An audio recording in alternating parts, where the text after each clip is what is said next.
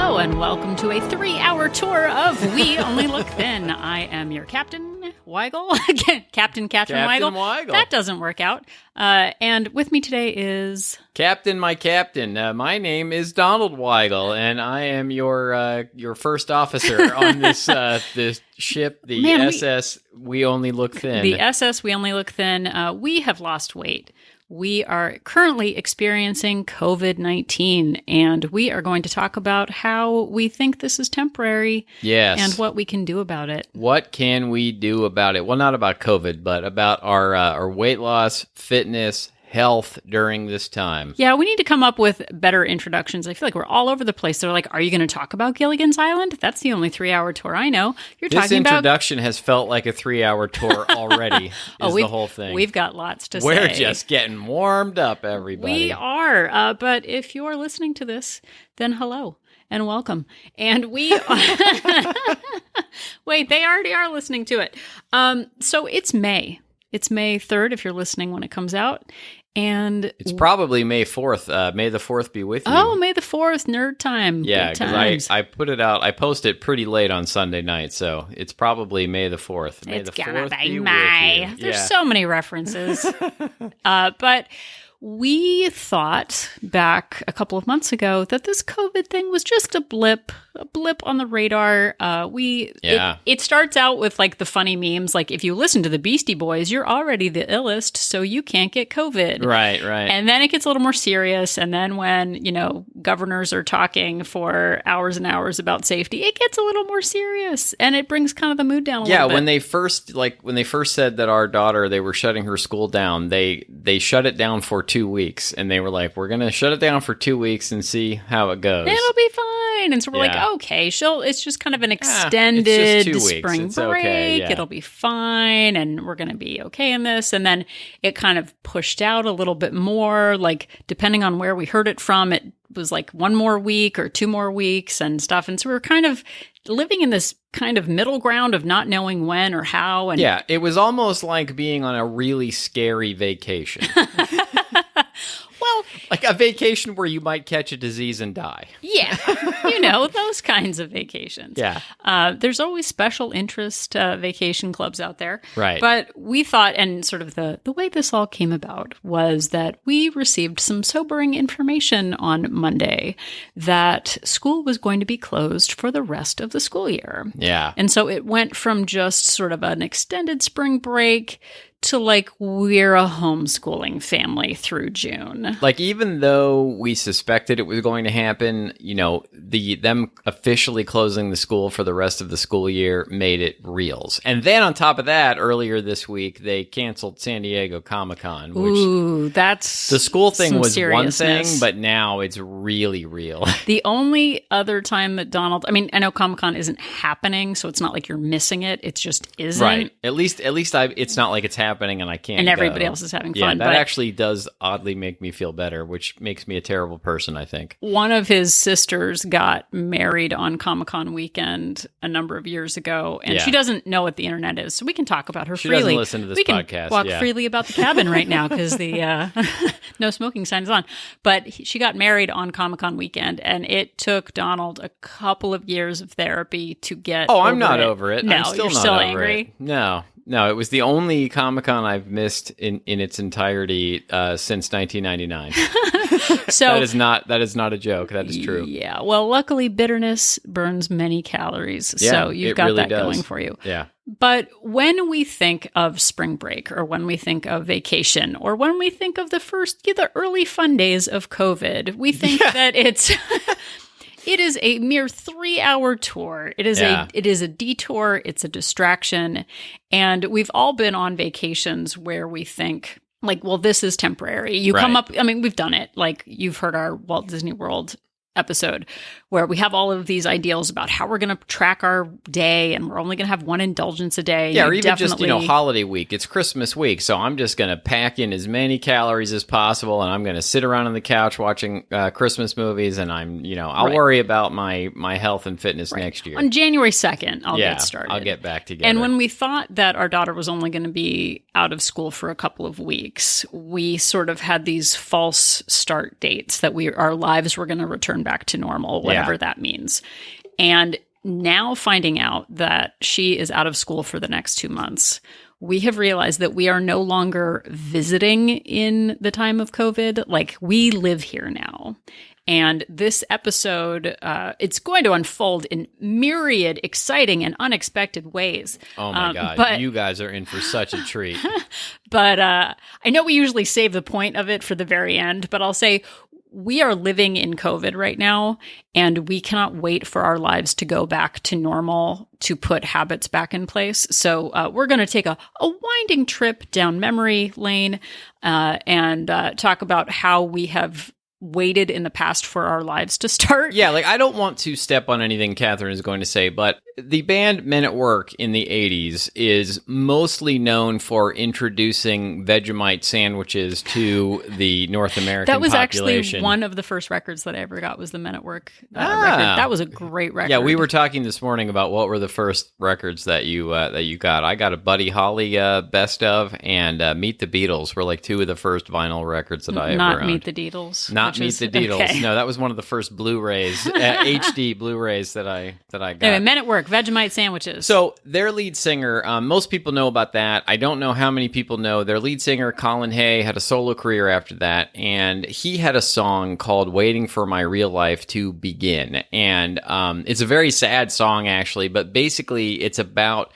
The main character of the song is somebody who just keeps waiting for this perfect moment, and he's got somebody in his life who keeps telling him, like, the sun is shining right now. You need to get outside and enjoy it. You need to take hold of this while it's happening. And he just keeps saying, no, you don't understand. I have this plan. It's going to happen eventually, and I'm going to, things are going to happen, but I need to wait until my real life begins in order for this to happen.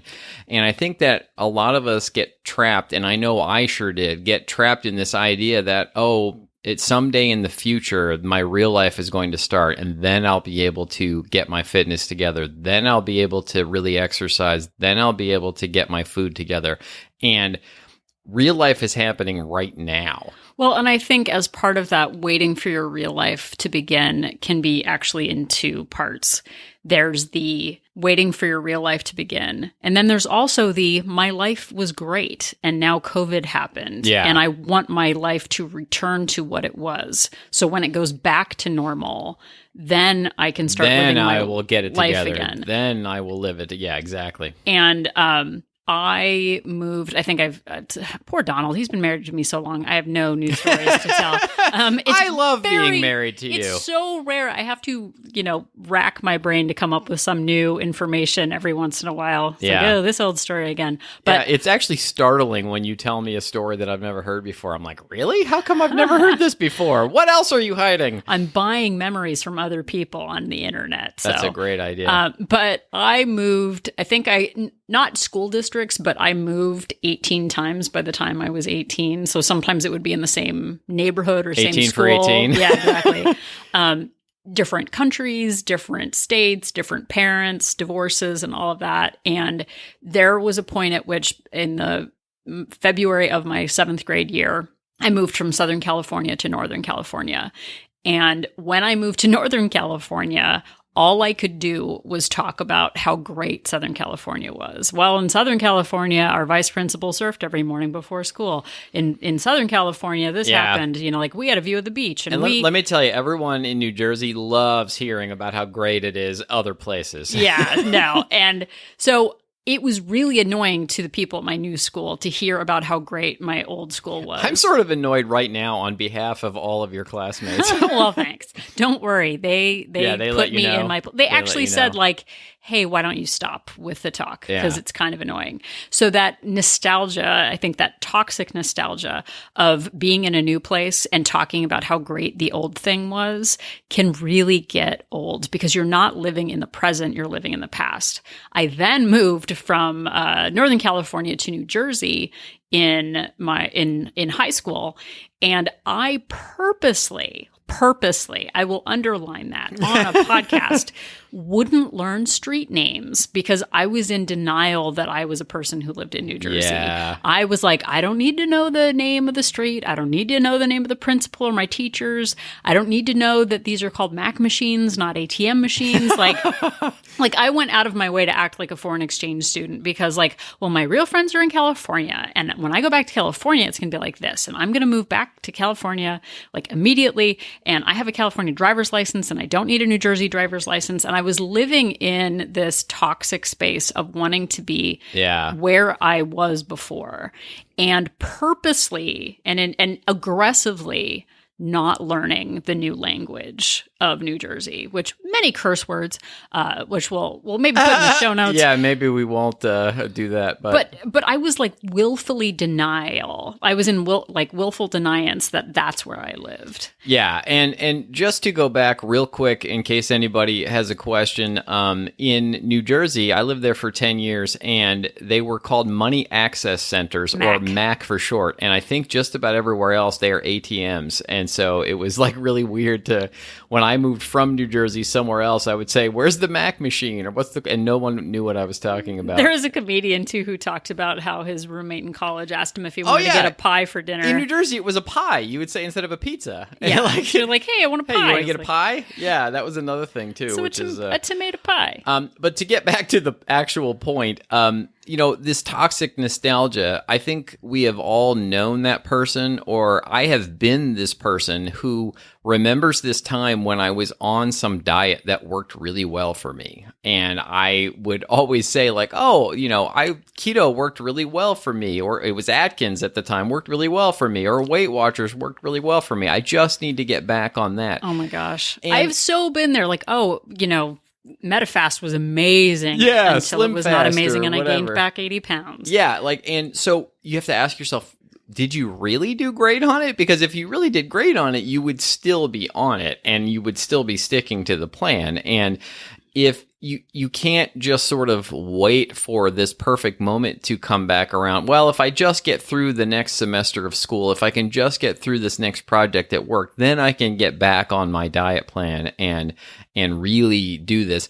You have to make a plan to do it now. Well, and I think we can, taking it back to COVID-19, we think we're on some sort of Gilligan's Island. We don't know it's Gilligan's Island yet. We just think it's the skipper's boat. Yeah, no, we're taking a 3-hour tour on the Minnow. The SS Minnow, exactly. But we think we're just taking a cruise around the bay. I just realized that in this scenario, I'm Gilligan. Are you? Because you're the captain. No, see, but here's the thing. That was an unlikely bunch of people on that boat. You had the skipper and Gilligan, which were kind of like the foils, like the Laurel and Hardy. But then you had Lovey and Thurston. Yeah. And they, speaking of toxic nostalgia, they're living on an island. Right. And they're wearing their pearls and acting like they're super fancy. They never really thought of that island as home. They were still living on the mainland. They just refused to accept their circumstances that they were trapped on this deserted island. Whereas, the movie star. Well, she didn't wear stretchy clothes, the Lycra loophole. She still wore her gowns, which I don't know how she had more than one gown for a 3-hour tour. They had multiple outfits. It's been pointed out before. Yeah. But then there's the professor, and he was the questioner who was like, how are we going to get this done? Yeah. I definitely wanted to live in a coconut house. I wanted coconut, I wanted to build radios out of coconuts, oh my gosh. For sure. But the point here is the professor. I don't want to make the point. I want to have fun.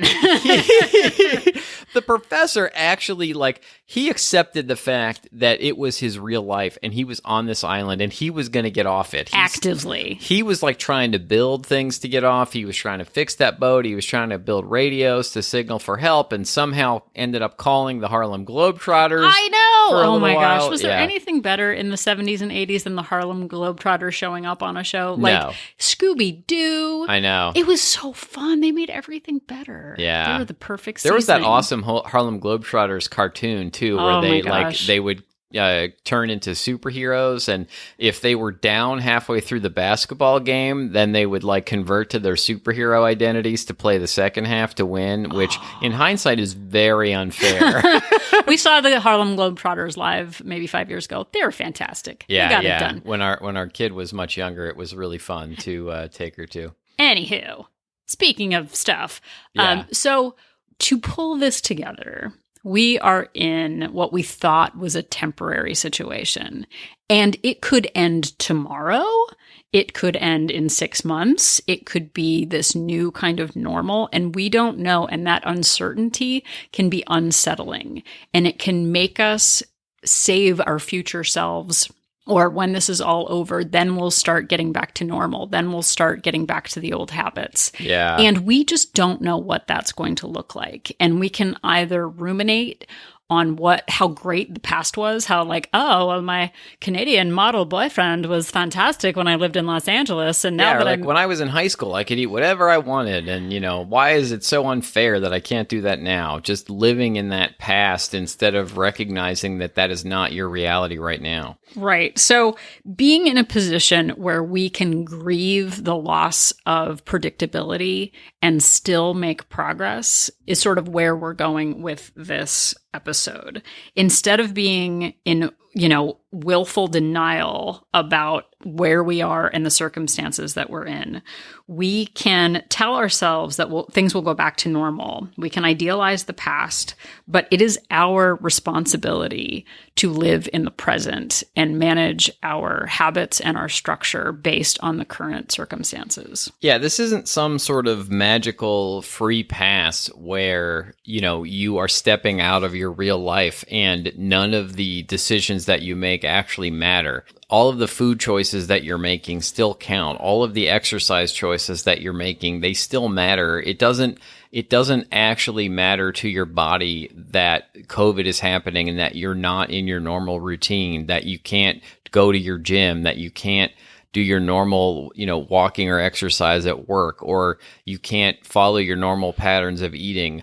That all of that actually, it still matters and it still counts. It's not some, magic time where your choices don't impact you. Well, and it's easier when we think that it's a finite amount of time. Yeah. When the gym opens back up in a week, when, I go back into the office. Because we don't know when that's going to happen, we can, grieve the loss of that predictability while still making progress. We don't have to have everything figured out in order to make active choices about ourselves for today.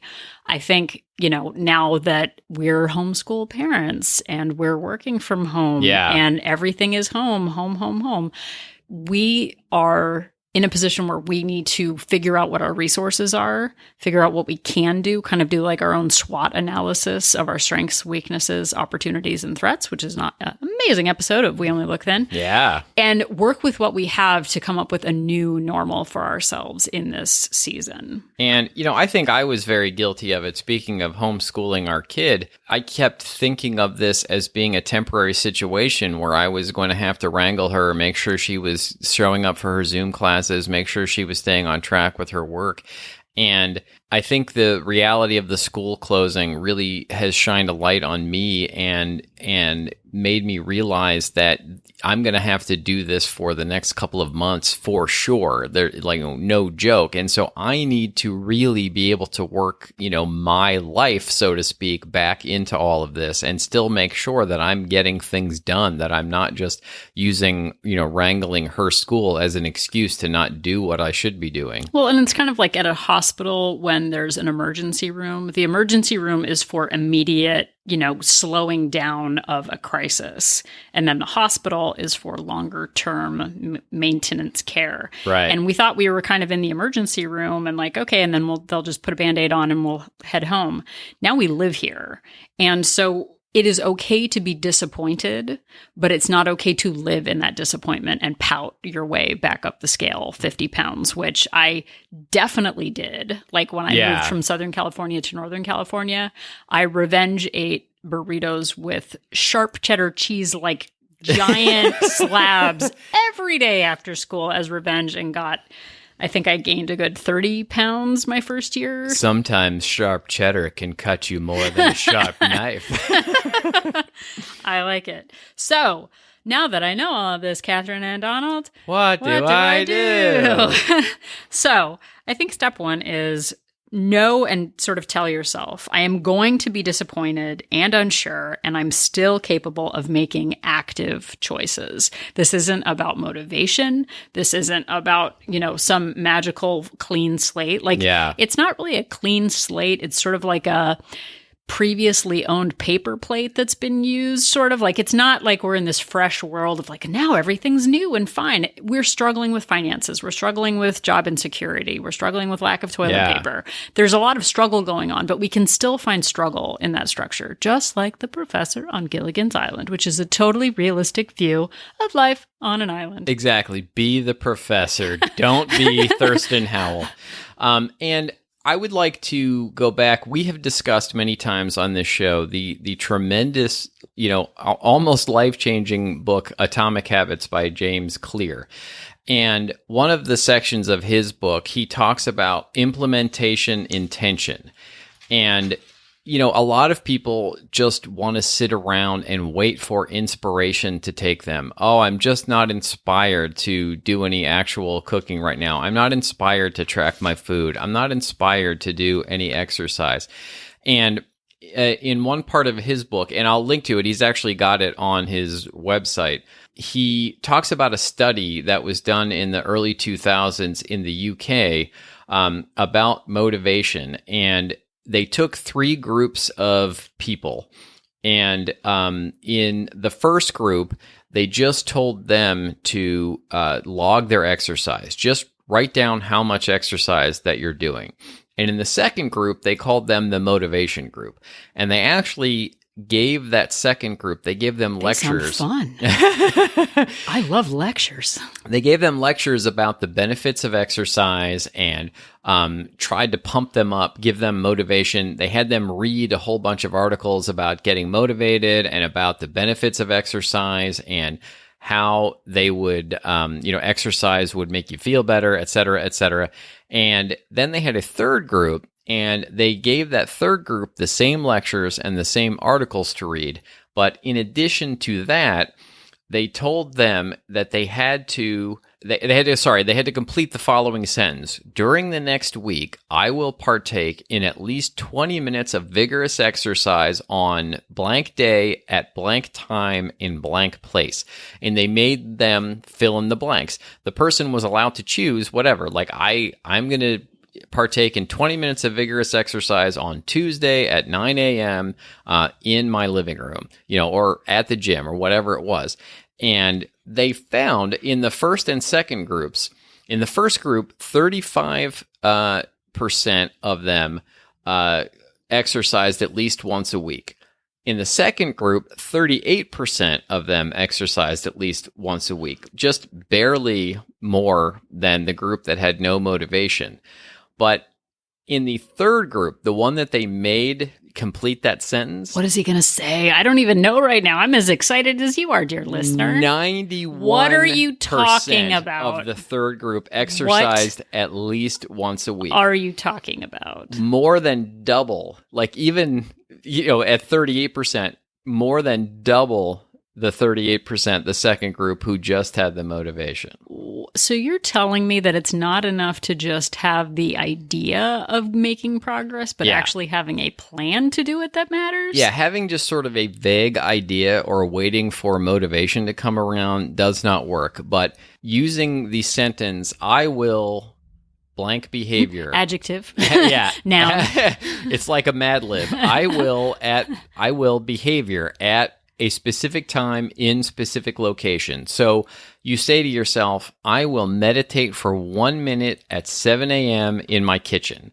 Like, I will study Spanish for 20 minutes at 6 p.m. in my bedroom. I will exercise for 1 hour at 5 p.m. in my local gym. Well, you probably can't do it in your local gym right now, but in your living room. I will make my partner a cup of tea at 8 a.m. in the kitchen. That would be very pleasant. Yeah. Well, and I think stepping back, to the new normal, we have our nostalgia about the structure of our lives before. Yeah. I loved my high intensity interval training every morning at 6 a.m. And now that's gone and I'm mad. I miss my lunchtime salad bar at the cafeteria at work. Like, I'm never going to be able to make a salad as good as that. And we're in kind of a pouting phase of that was what I was used to. That's what I do great at. Yeah. I need outer accountability and love going to the gym. And now I can't do it. And I'm mad and nothing's going to work for me. And this is all ruined and it's all over. I've heard people say things like that. And it's one thing to say, I can't go to the gym, kind of piggybacking on what Donald was saying. I can't go to the gym. So now I'm going to have to figure out working out from home. Right. It might be the case where it takes some transition time because you've got suddenly kids homeschooling. You've got a spouse around. You're all by yourself and you're used to having others around. We understand that there are lots of different factors coming together to create your new environment. So just saying, well, I used to do an hour HIIT class, and so now I'm going to do an hour HIIT class at home, it might not be realistic. Yeah. You might need to dial it back and simplify. Okay, well, I can't do my HIIT class, but I've always wanted to try yoga. Okay, I'll do an hour of yoga. Is that too aggressive based on your current situation? Yeah, an hour of yoga seems like a lot to me. How can you step that back? Maybe, is a half hour too much? Yes, that seems like too much. Can you do 5 minutes a day? Okay, you can do 5 minutes a day. Now insert Donald's. I'm going to do 5 minutes a day at 7 a.m. after I make my tea, or after you make me my tea at 8 a.m. Yeah, making you tea at 8 a.m. I guess committed to it somehow. I think they call it drilling down. Yeah. It's like the big picture. I want to be fit. Okay, well, what are you going to do about it? I should do yoga. Well, when should you do yoga? How much should you do? Building that structure around it, because it sounds like actually having a plan makes one more capable of getting something done. It turns out that when you have a plan, you have a plan. And we're big fans of talking on this show about breaking things down into bite-sized pieces, taking things and doing what you can. If 20 minutes of yoga seems like too much to you, there are a whole bunch of Yoga with Adriene videos that are less than 10 minutes long. Well, and you know what I decided? No. I decided I would just do the first 5 minutes of a video. Yeah. Like, you don't have to finish the whole thing. You can walk out if it's too much. You can just give 5 minutes and then see how you feel from there. Yeah, and if you have access to YouTube right now, you have a near infinite resource for people who are training other people to do exercise at home. And there are so many things out there. You can audition all of these various things until you find something you like. If yoga sounds terrible to you, maybe you just try a quick video and then maybe you'll decide that you like it. Or maybe it's more of a, Blogilates we always talk about, or maybe it's a Walking with Leslie Sanson video. Well, and for people who miss those exercise classes or the spin classes that you go to, and you really are craving that outer accountability, people like the Fitness Marshal have private online subscription groups where they do live daily videos. Yeah. Yoga with Adriene has that. And I'm sure other fitness channels have group workouts at certain times. Our neighbor actually told me the other day that she does home Zoom meeting workouts with other people. Oh, wow. So they all meet at the same time. The power went out, so she was really mad that her Zoom meeting was canceled. But finding new ways to approach a challenge instead of just being a victim to, well, now I can't, so I'm going to pout and I'm going to revenge eat. And going back to the James Clear thing, if you don't know what to do, if you're just clueless and you're like, if I don't have my gym, then I don't know what to do, or if I can't see my personal trainer, then I don't know what to do, make a James Clear plan and say to yourself, every morning at 8 a.m., I'm going to try a different video. I will link to several, fitness channels that we like in the show notes. You can try them. You can do a search for, 5 minute whatever, and 5 minute abs, 5 minute, basketball in your house. Like, I don't know. But I love it how basketballs are like your go-to. I just don't like, know. in your own private. Exactly. Okay, Thurston Howell the third. With your... So, but my point is, make a plan to say to yourself, I'm going to try a new video until you find something that you like. Figure out what you can fit into your fitness journey. I think in a lot of ways, Catherine and I were very lucky in the timing of this, that we have had 4 years now of practicing for doing all of this exercising in our homes, that we already had these habits in place of going to bed early and getting up early. Even though I have been now unemployed for a while, I'm still getting up every morning before our daughter so that we can do rebounding in the morning and get in a whole bunch of steps inside. And I still, I already had my plan in place to eat my meals at certain times and get all of that through. If doing all of that just seems so overwhelming to you, if you don't know where to start, ask yourself what you're willing to do and do that. If it's 2 minutes of something, if it's 5 minutes of something, if it's just one meal a day, whatever, do that and then build on it.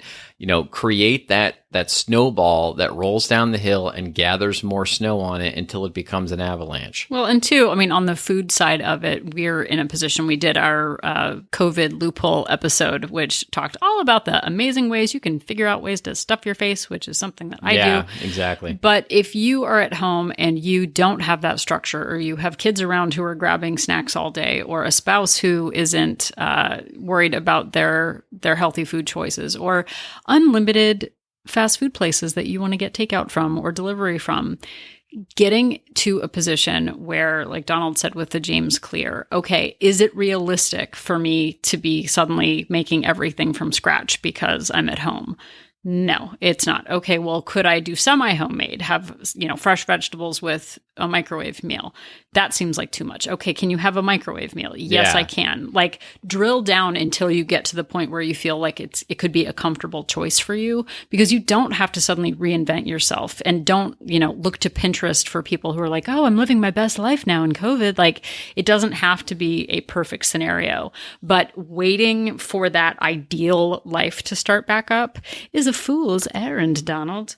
It sure is. And just to continue down the James Clear path, The clear path. The clear path.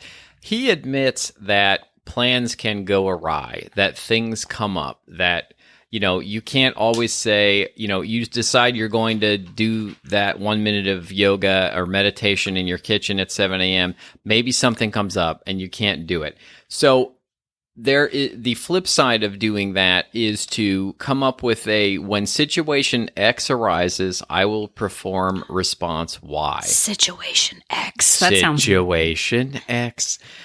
So using the phrase, if blank, then blank. So for example, if I eat fast food for lunch, then I will make a healthy dinner. If I haven't called my mom by 7 p.m., then I won't turn on the television until I do. Or, if that's something that you need to do. If my plan is to do yoga before my child wakes up, but they wake up early, foiling my plan, instead we will do a fun dance video. Having an if and a then, because it's so easy to pout when you don't get your way. And it's, again, we've said it before, it's proof. See, I can't do it. Everything's against me. I can't even do anything. Having a backup plan. Yeah, that's her teenager voice too. That's her inner teenager. What's Hellman's mayonnaise? I don't even know. It's called Best Foods where I'm from. Exactly. All of that pouting doesn't get us anywhere, and it doesn't move us forward. Coming up with backup plans for your backup plans matters, and being okay with imperfect instead of the ideal matters. And so coming up with a plan, just starting small, picking one activity that you can do something right now, something that you're willing to do, and getting in the habit of doing it, making it purposeful movement or purposeful eating, is the seed that you can plant that will yield many more plants down the road if you just keep up with that particular habit. Yeah. And we, as we are recording this, we do not have any inside scoop as to when life is going to go back to what it was. But going back to that idealizing the life that we left behind, what parts of that life weren't actually going all that great? What can you do to remind yourself that this is an opportunity for change? For those of us who are obligers, meaning people who need sort of external accountability to get things done, if you over-volunteered in the before COVID, this might be a good time to examine your choices of volunteering in the future. Are you finding now that perhaps you have more time to do things that you said you didn't have to do?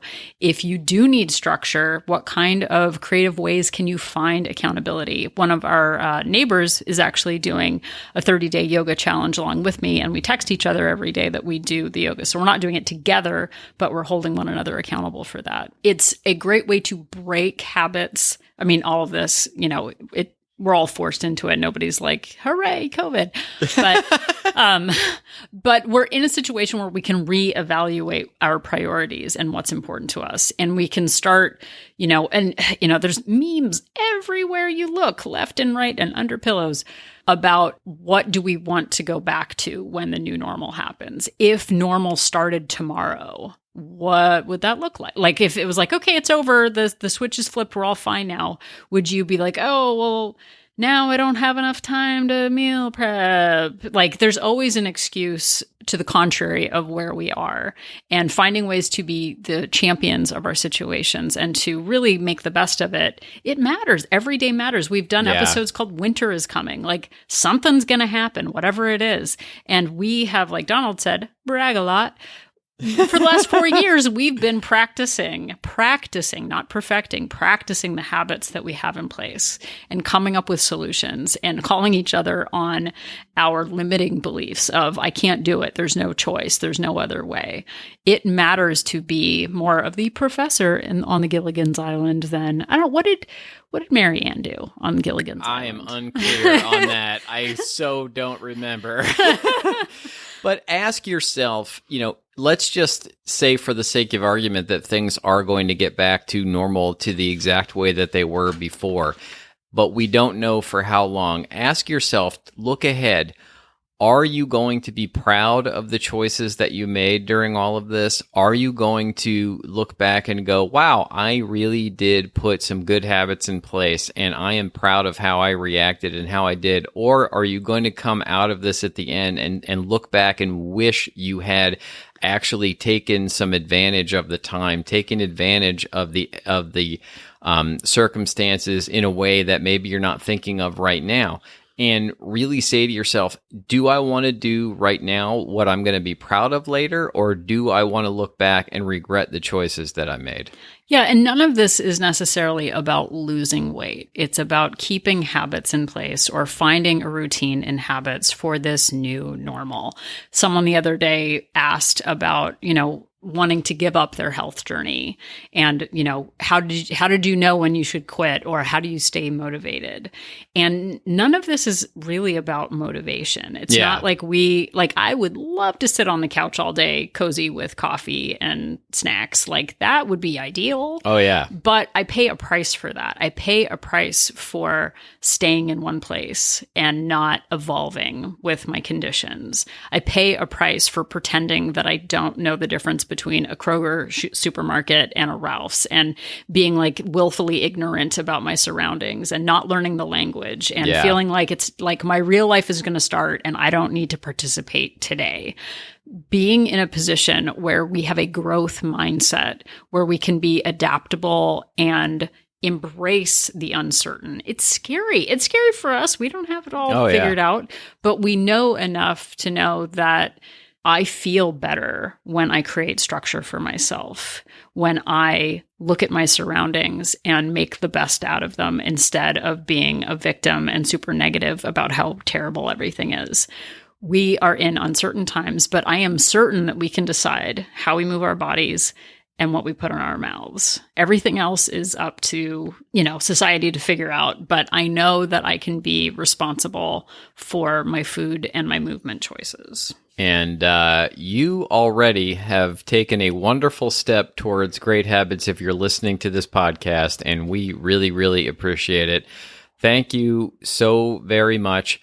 If you enjoyed what you heard, we would love to hear from you. You can reach out to us at weonlylookthin@gmail.com, and we do answer. And We would love to hear some suggestions from you if you have anything that you'd like us to talk about. If you're doing anything during this time that you think would help others, we would really like to hear about that. If you have any questions or topics for future episodes, please reach out. We do respond. And you can also find us on social media on Facebook, Twitter, and Instagram at We Only Look Thin. Yep, and you can email us. I don't remember if you said this because I went into sort of a trance about your Yes, I talked voice. About emailing us for quite a while. Okay. Well, then Donald's got it all figured out, She so just I don't have tunes anything me out else after all these years of marriage. I'm just trying to think of what I'm going to say that's clever after this. So. Why don't you tell them about Wolt Place? Oh, yeah. We also have, if you're looking for some accountability, we have Wolt Place, WOLT Place. It is a Facebook-based online community support group for women who are going through their health journeys.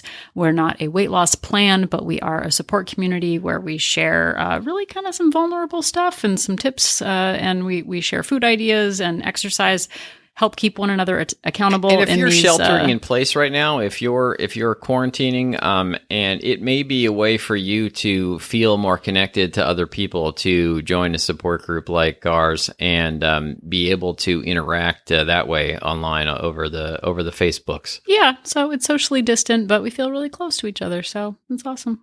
And if you have a spare moment and you want to say to yourselves, how can I help out We Only Look Thin? Well, you can go to Apple Podcast and leave us a rating. And if you're super awesome, if you could leave us a review, we would really appreciate it. It really helps people find the show when they're searching for podcasts like ours and helps get the word out about it. And we appreciate every one of you. So if you still don't know the difference between toxic nostalgia and the Harlem Globetrotters, just remember that Donald and I are an inspiration.